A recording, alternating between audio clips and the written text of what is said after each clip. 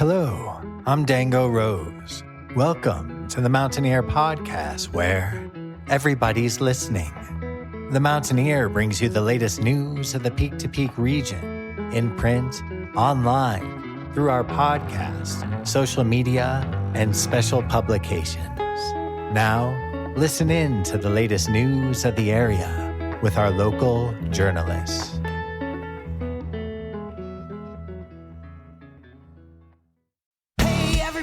Let's have a good time. Rock and roll is never gonna die out. Oh yeah. Oh yeah. Hey everybody, look at me. I'm an underground anomaly. The song that you are currently listening to is called Rock and Roll Until You Feel Alright. It's the opening track from the latest album from Bryan Bielanski, Bryan's Super Happy Fun Time Volume 4, which you can find along with 4 other releases, the previous volumes of Bryan's Super Happy Fun Time, and an EP called Freebird, wherever you get your music. Be sure to see him live at the Jamestown Mercantile very soon. More details coming up later in the podcast.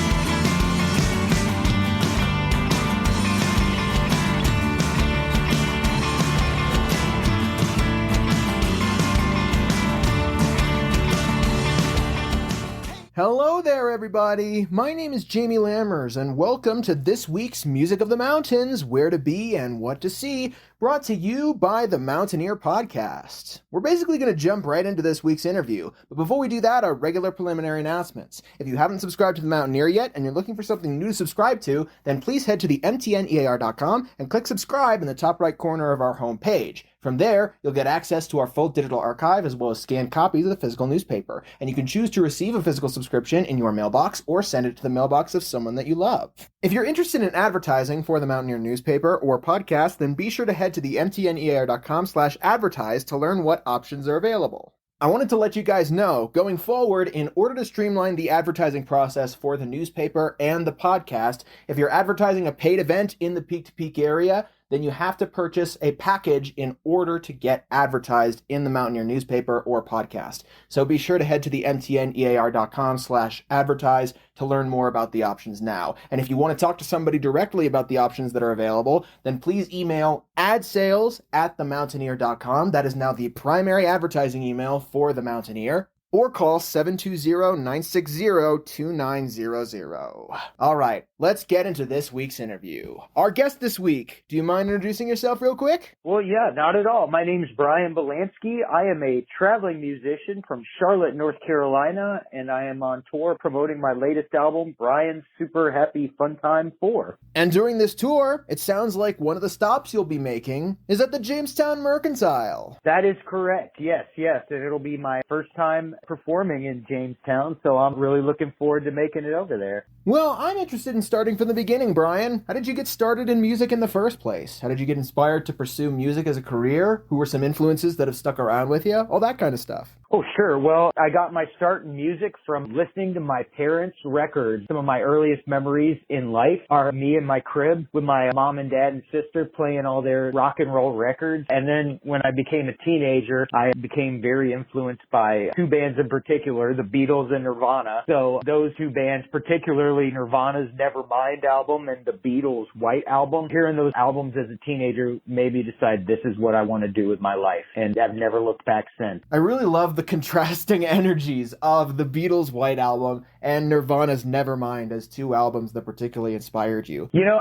absolutely, because of course I have all the memories of like being an infant and very young child listening to my parents' records, but as a teenager, I mean, those 2 albums in particular, I think with the White Album, especially like just the variety of the different genres and the different moods on that album, and of course it's a double album, so I think it's one of the Beatles' best, if not the best. So that variety and just all those different emotions and genres and moods. And then then with Nirvana, I think particularly their sincerity and their energy and their intensity is kind of what came through to me and what really appealed to me with that album. And between those two albums, I had the foundation for the kind of music that I wanted to make and that I wanted to play. And how long have you been writing songs in general? When did you first start delving into songwriting? Well, I started playing guitar and writing songs. As soon as I learned a few chords, I was trying to write my own songs right away. Of course, the very early ones weren't that great, but I got the guitar and a how to play guitar book when I was 14 and played in a band as a teenager. And then through most of my 20s, I started performing as a solo artist and doing the extended traveling in the 2010s. And so that's pretty much when it became more of a real job instead of a weekend warrior kind of part-time thing that I was doing as a band before then. But yeah, so quite a while. I've been at it a while. So I wanted to come back to the album that you're promoting for this tour.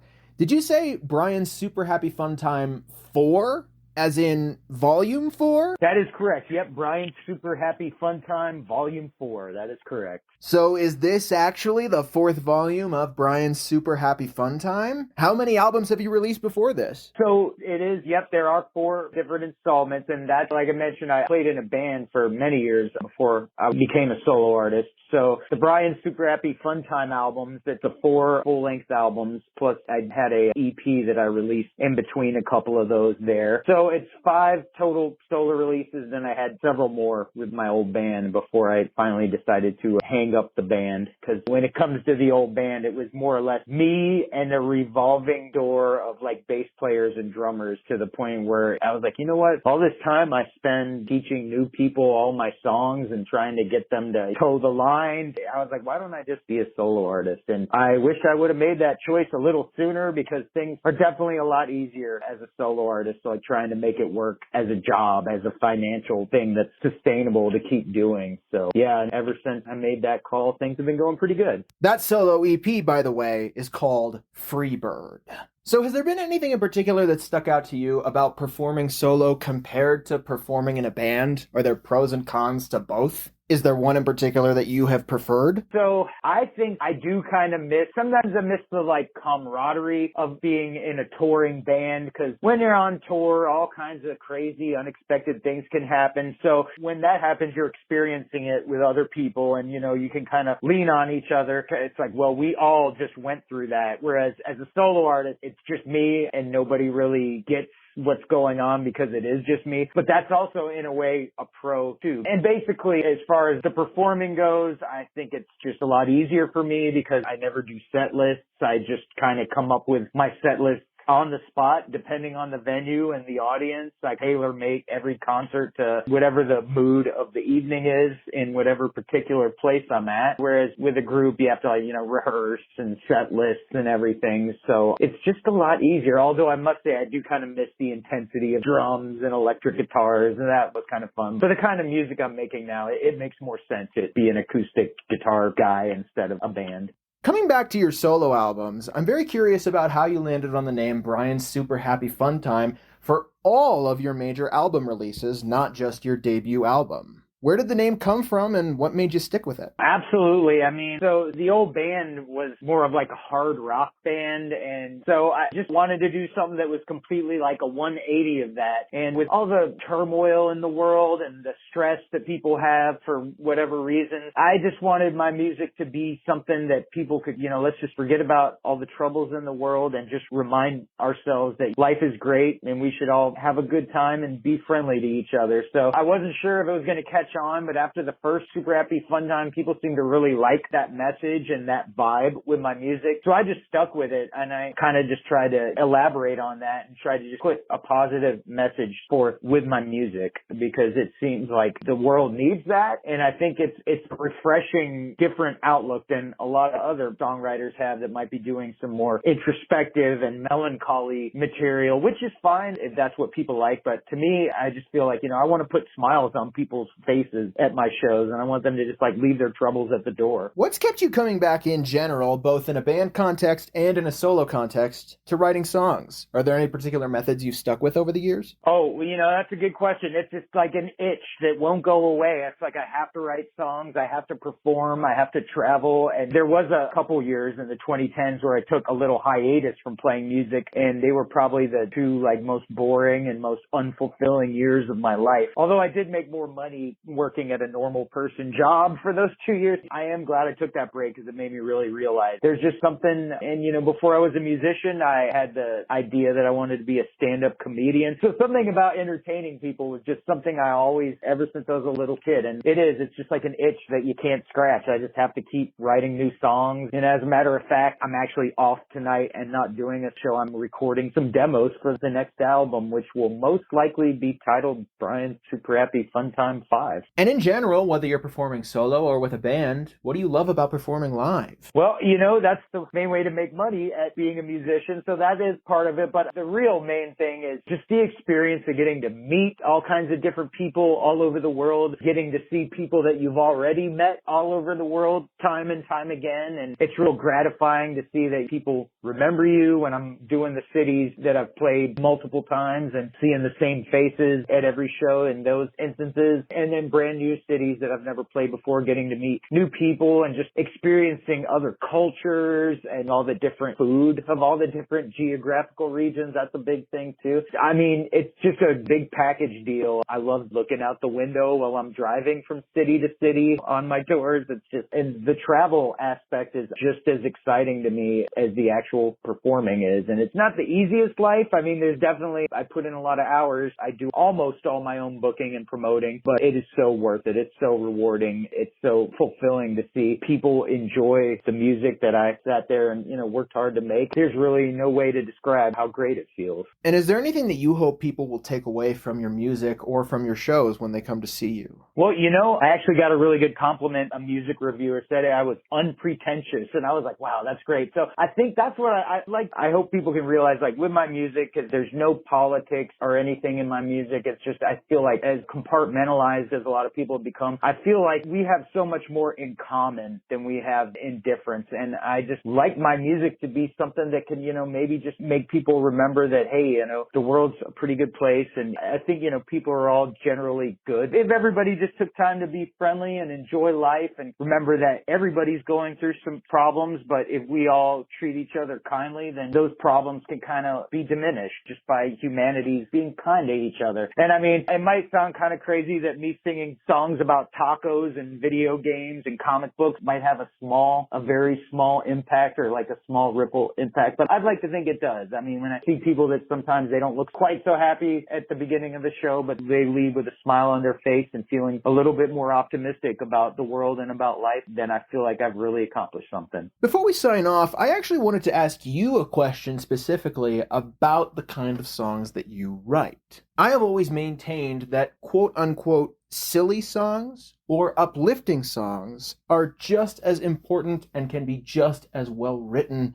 and special as serious songs. In regards to the effort that you put into writing your more uplifting songs, is there anything that you just hope people will recognize about that effort? Well, no doubt, and you're right too. And honestly, like on the albums, there are a few more serious songs here and there sprinkled in, just to show that I'm not like a one-trick pony, show a little range. But I just feel like, and honestly, a lot of it comes from audience response. When I was younger and I was writing some more of the introspective, philosophical stuff, it just didn't seem to go over as well in the large number as the stuff that was kind of just like a little bit more poppy and happy-go-lucky and some of the more silly songs. So I was like, well, I like to play music for myself, but I also like to play it for the audience to enjoy it. So I kind of just doubled down on what people seem to be liking the most, which was more of the like upbeat, quirky stuff, which is great. And once again, it's not something I see a lot. And I have a lot of people on my travels just tell me like, there's nobody doing what you're doing. You're unique. You're one of a kind, which can kind of hurt sometimes too, because there's a lot of people that do just want to hear like the Applebee's or the McDonald's of music and just hear something that is like a variation on music that they've heard recycled over and over again. But also, I hope that what I do can maybe kind of reach those people too and just broaden their horizons. And I think variety is the spice of life. And I myself listen to all kinds of different genres of music, everything from classical music to EDM to hip hop and country. I mean, I'm kind of all over the place with my interests, and I think broadening horizons is kind of what can make people broaden their perspective in life and realize that diversity is a cool thing. And yeah, in general, is there anything else you want to add about any upcoming shows or releases or anything in general? You know, not really. Just that I'm excited to be playing down there at the Jamestown Merc on March 30th. It's an early show, 11 a.m. to 1 p.m. there that day. And yeah, I'm really happy to be getting to that part of Colorado. And I'm looking forward to, I always get a little excited about playing a new city and a new venue. So I am really looking forward to sharing my music with the folks there. And thank you. I appreciate the in-depth questions too. This is really good questions. I appreciate that. And once again, I appreciate you giving me an interview and helping me get the word out about the show. In that case, I think those are all the big questions I have. Thank you so much, Bryan, for coming on board and joining us for the podcast. Oh, you're welcome, Jamie. It's been a pleasure talking with you. We really appreciate you taking the time to talk to us about your music career for your upcoming show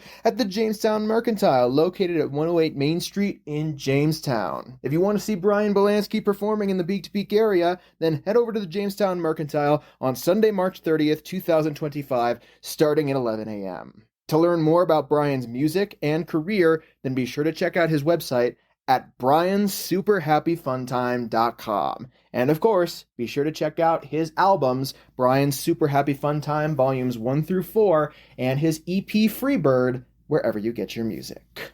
And now, for this week's Music Mentions. Head to Busey Brews, located at 70 East 1st Street in Nederland on Sunday, March 23rd, starting at 2 p.m. to see Mark Bedorf performing live. Head to Eldora Mountain Resort, located primarily at 2861 Eldora Ski Road in Nederland, for a smattering of performances coming up very soon. Head over there on Wednesday, March 19th, starting at noon to see Charlie White performing in Timbers Tap House, or, depending on the weather, on the West Wing deck. On Friday, March 21st, starting at 9 a.m. to see DJ Drake performing in the Boombox. On Friday, March 21st, starting at noon to see Ben Melius, the artist in residence this month, at Timbers Tap House. On Saturday, March 22nd, starting at 9 a.m. to see DJ Barry performing live in the Boombox. On Saturday, March 22nd, starting at 11 a.m. to see DJ Alien Dave performing for Timbers Classic Rail Jam. And on Sunday, March 23rd, starting at noon to see the Piney Tops performing in Timbers Tap House. Head to the Gold Hill General Store, located at 531 Main Street in Gold Hill on Saturday, March 22nd, starting at 6:45 p.m. to see Charlie White performing live. Head to Howland Brewing and Blending, located at 51A Main Street in Rawlinsville on Saturday, March 22nd, starting at 4 p.m. to see Chuck Sotero and friends performing live. Head to the Jamestown Mercantile, located at 108 Main Street in Jamestown on Wednesday, March 19th, starting at 5 p.m. for an open mic night. Head to Not a Root Brewing, located at 250 North Caribou Street in Nederland, for their regularly scheduled music events. Every Wednesday at 6 p.m. they host open mic nights. Every Friday at 7:30 p.m. they host DJ nights. Every second Friday at 7:30 p.m. they host reggae DJ nights. And every Sunday at 5 p.m. they host jazz Sundays. And finally, for music events that are not currently in the music listing online or in print, pick your preference. If you want to head over to Gilpin, then be sure to head over to the Very Nice Brewing Company location at 180 Jankowski Drive in Blackhawk on Saturday, March 22nd, starting at 5 p.m. to see Tony Crank performing live. If you want to head to Nederland, then be sure to head over to the Very Nice Brewing Company location at 20 East Lakeview Drive, number 112 in the Caribou Village Shopping Center on Thursday, March 20th, starting at 6 p.m. for an open mic night, and on Saturday, March 22nd, starting at 5 p.m. to see live music with Dr. Jim and Da Jude. Did we miss you or any of your performances? Do you want to submit your music listing in the Peak to Peak area? Do you have updates to your business or to your performances? Please call 303-810-5409 or email info@themountaineer.com or media@themountaineer.com to be included in the next print edition or the next podcast of The Mountaineer. Thank you so much, everybody, for tuning in to this week's Music of the Mountains, Where to Be and What to See, brought to you by the Mountaineer Podcast. I'll be back in the next couple of days with a community-centered episode of some kind. In the meantime, though, if you want to share this episode or others around with whoever you see fit, then be sure to head to the mtnear.com and scroll near to the bottom, or head to our podcast's main hub at the mtnearpodcast.buzzsprout.com to see a full archive of all of our episodes. If you're interested in getting involved in the podcast in any way, shape, or form, then email me at media@themountaineer.com and we'll get something sorted for you. And finally, if you want to give us general feedback on the podcast, then head to an individual episode description and send us a text. We'd love to hear from you. I'll see you guys very soon with another episode of the Mountaineer Podcast. Have a great rest of your day.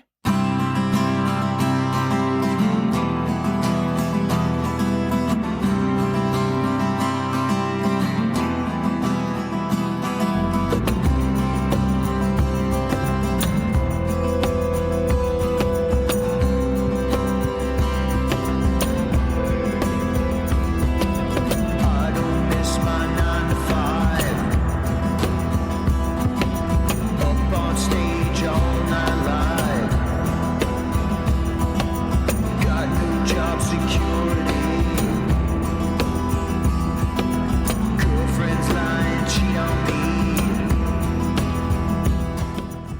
The song that you are currently listening to is called Living My Dream Today. It's from the latest album from Bryan Bielanski, Bryan's Super Happy Fun Time 4, which you can listen to along with his 3 previous volumes of Bryan's Super Happy Fun Time and his EP Freebird wherever you get your music. He'll be promoting Bryan's Super Happy Fun Time 4 in a tour very soon, and he'll be stopping at the Jamestown Mercantile during that tour. So head over there at 108 Main Street in Jamestown on Sunday, March 30th, starting at 11 a.m. To learn more about his music and his career, be sure to check out his website at bryansuperhappyfuntime.com. Now I'm going around the world. Some days I just wanna scream, but I'm still living my dream today. Living my dream today. Tomorrow's far away, so I'm living my dream today.